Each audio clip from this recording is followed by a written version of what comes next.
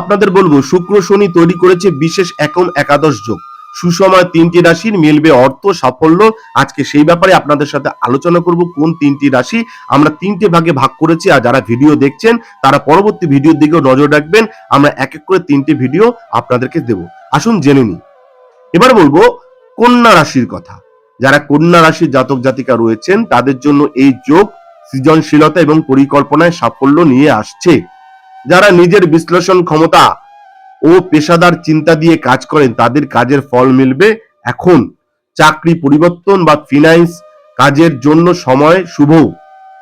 খরচ কমবে, সঞ্চয় বাড়বে, পুরনো বিনিয়োগ থেকে মুনাফা আসবে, পরিবারের সাহায্য পেতে পারেন আর মানসিক দুশ্চিন্তা কমবে যারা কন্যা রাশির জাতক জাতিকা রয়েছেন।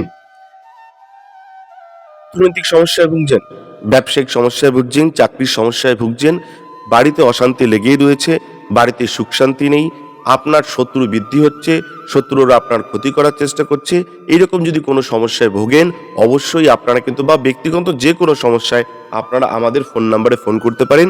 আমরা চেষ্টা করব আপনাদের সহযোগিতা করার। নমস্কার, ভালো থাকবেন, ধন্যবাদ।